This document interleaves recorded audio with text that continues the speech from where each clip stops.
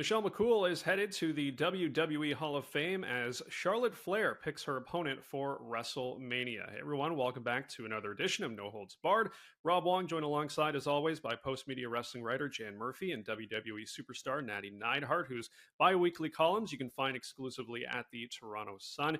And guys, big news this past week, Triple H appearing on ESPN, surprising Michelle McCool and telling her that she'll be inducted into the WWE Hall of Fame this coming WrestleMania weekend. Nattie, this is someone you've been through some battles with over the years. What did you think when you heard the news? Well, it's funny because people had asked me, like, hey, did you know that Michelle was going to get inducted? And I had, the day before she got inducted, or the day before she got told the news that she was going to be put in the Hall of Fame, I was texting her that day, the day before. We were talking about I'm working on a project right now, and I was talking to her about our tables match, and I was like, we had such a good match, and I wish we like got a ride off of that momentum. And we were just, talking about the struggles. We were texting back and forth a little bit about like just about the struggles that we had coming into that era. Like when I debuted, it was against Michelle.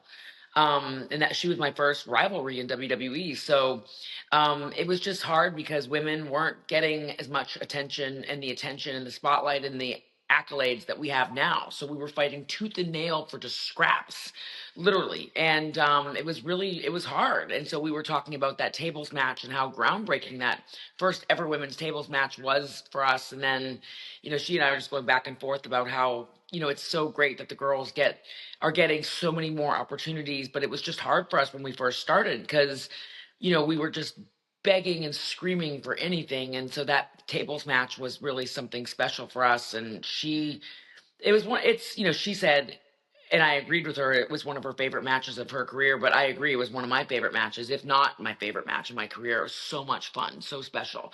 And I'm so happy that she's getting inducted because it also sheds or shines a spotlight on the women from the Divas era, and we haven't really seen that in a while. We haven't seen a woman from the Divas era get inducted in a minute. I can't remember the last time a woman from the Divas era was inducted. I know it was, Tori. I know it was Stacy. They were more from the Attitude era.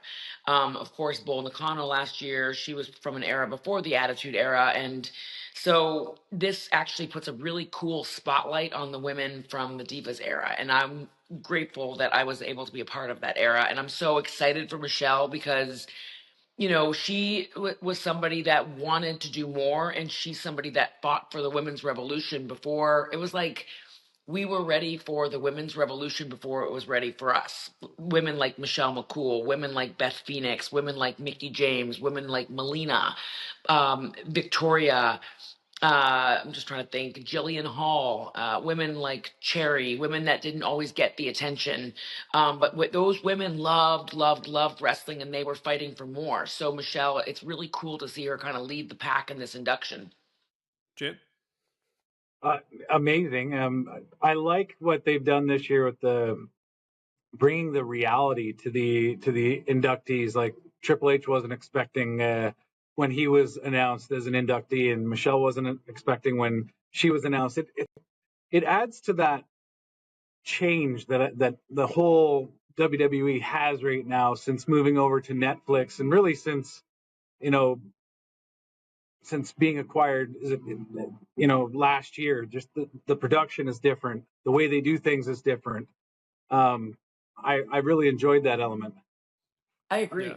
I totally agree. It gives it a different spontaneity that, it actually makes me excited. I think that they should do that for every single induction where they call the person up and they're like, hey, can you talk? And then you're like wondering what it's going to be. You're like, oh, is it going to be like, am I getting a promotion? Am I getting, am I getting, like, it makes you excited. I was so excited to see her face when like she was told, because you could tell she was genuinely shocked. Yeah, it really was an organic reaction from her. Very surprised when she heard the news. Meanwhile, on Friday Night SmackDown, we saw Royal Rumble winner Charlotte Flair pick WWE Women's Champion Tiffany Stratton to be her opponent for WrestleMania. Jan, when you and I interviewed Tiffany a couple of weeks ago, this is someone you brought up as a potential opponent for Tiffany, so I got to give you credit for this one. Yeah, I mean, I think it's the match that everyone wants to see. Um, where last year everyone wanted to see Cody finish the story. we're not quite sure what we want out of the main events for the men this year. I think we definitely were sure that we wanted to see Tiffany Stratton and Charlotte Flair once we knew Charlotte was coming back. Nattie, what did you think? I think it's going to be such a great match because, you see Tiffany when she was first debuting and she was in NXT, she had talked, she had spoken, she'd done interviews saying, that she had really looked up to Charlotte. So there was already a built-in story of like, Tiffany was kind of like she wanted to get into wrestling because of Charlotte. So, she's inspired by Charlotte and I'm somebody that's I've had the privilege to see all these different layers and phases of Charlotte. I was the one that, had this breakthrough match with Charlotte and I'm so grateful even to this day just to be able to have shared so many special moments in my career against Charlotte and I'm excited to see her give Tiffany what I think could be, one of the matches of Tiffany's career. I think that Charlotte is going to give Tiffany a run for her money. She's going to remind Tiffany of who she is, but I also think that Tiffany is going to bring something great out in Charlotte. I think they're both gonna, they have similarities. They have differences, but they have similarities even in their moonset or even in their move set. So I think with that being said, I think it's going to be an awesome match. But I also like this different vibe of Charlotte. It's just a little bit of a different. She came back. She wasn't in full blown heel mode. She came back. She won the Rumble. She looked beautiful. Everything from her entrance. Like I could tell she was emotional backstage because she was so excited to be back. And I know how much her injury rocked her. And like I know this coming from like a real life perspective because Charlotte loves wrestling and she loves it with every ounce of her being. And I know that because I have locked up with her and I've had probably one of the greatest matches of my career against Charlotte. So I know that wrestling is in her heart and in her soul. So when she got hurt, I think it just really rocked her world. And she had never been in a place like that where she had to be vulnerable. I think she always felt like she was unbreakable. And then she had this injury that really kind of shook her to her core because, when you have an ACL injury, and I've had one, and if you've never had one, you don't really understand what it's like, but it's tough because you can't, it's a weight bearing injury. So you're not able to walk for several months or for at least a solid 4 weeks. You're not really able to walk. You're kind of just like at the mercy of crutches and other people helping you. And Ashley is the type of person that Charlotte. She's very, very independent. So I think that like going through that injury taught her a lot about patience and taught her a lot about being vulnerable. And of course, she, has also gone through personal stuff during the time off that she's had to deal with. So when you couple a very serious injury with personal conflict in your life, and I know the type of person that she is, she's such a perfectionist. I think that it was just a lot for her to deal with in the last year. So I know how excited she was to get back. I know how much it meant to her. And then when the fans turned on her in that promo or when they started booing, that's the thing about our audience is that you just never know in what city or what place or what arena or what country what their reaction is going to be. But the beauty of Charlotte was that she was able to pivot and pivot fast because she is so good at what she does that she was able to take that reaction and make it into something even bigger. So now, honestly, as a member of the audience, take away that I'm one of Charlotte's coworkers, I'm more intrigued. I want to see more. I want to see like there's this different layer that I just kind of want to see what she's going to say next. And I kind of like this bad girl side to her that she's kind of like basically zero F's given sort of thing. And I like that because I think that's more relatable than just I'm this, I'm that, I won this, I won that. I had all these championships. It's like, yes, we know that. Now I'm seeing this different edge to Charlotte that I am like, this is fascinating. You can really see a different kind of side to her that I think is very, very relatable. And it's making Tiffany really think. It's going to really challenge Tiffany, and it's a really exciting road to WrestleMania. So I give both girls a lot of credit, but Charlotte is one of, the people that I enjoyed wrestling probably the most in my career. I'd say she's up there in the top three. And my match with her at Takeover is my favorite, just my favorite moment in my career as far as like Brett and Charlotte and Rick and myself just like bringing these legacies together. So sorry to ramble on, but I'm really excited about this rivalry and I'm excited for both of them. And I think they're going to blow it away. Yeah, well Speaking said. of pivots, Kevin Owens has been a guy who's been pivoting for the last few months.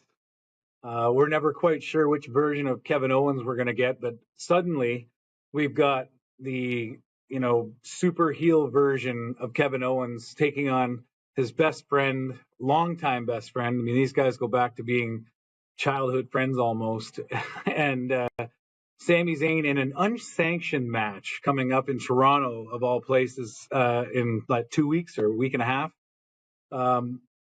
We don't see unsanctioned matches very often. I'm not going to say this is a first because I'm pretty sure there have been unsanctioned matches before, but it's been a long time.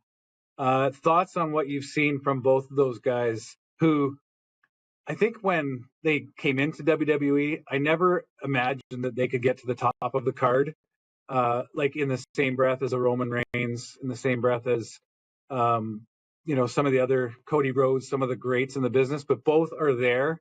And what do you think about this match and the unsanctioned part of it?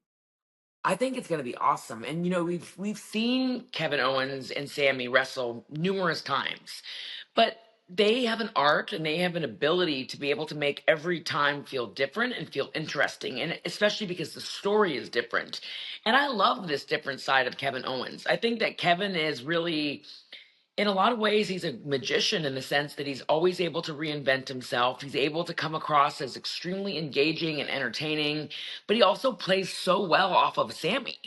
And Sami just has this way of connecting with the audience, especially watching him live. I watched Sami versus CM Punk a few weeks ago on Raw, and Sami has this very, very special connection with the audience that I cannot wait to see. I cannot wait to see that really come alive in Toronto. I think that's going to be so cool. I mean, both of them are Canadian, but just because you're Canadian doesn't mean Canadian fans have to love you. Sami has a connection with fans everywhere. Sami has a connection with fans in the U.S. He has a connection with the fans in France. He has a connection with he has a genuine connection with the fans. So I think with KO's new character, with the fact that this match is going to be unsanctioned, I think it's going to be really, really different, and it's going to be something that is going to leave everybody wanting more, especially on the road to WrestleMania. Yeah, it's shaping up to be a pretty incredible card at Elimination Chamber, and this match definitely has that potential to steal the show. So we're all Yeah. excited to see how it all goes down. But as always, leave your thoughts in the comment section below. For Nattie Neidhart and Jan Murphy, I'm Rob Wong. Thanks for watching, and we'll talk to you next time.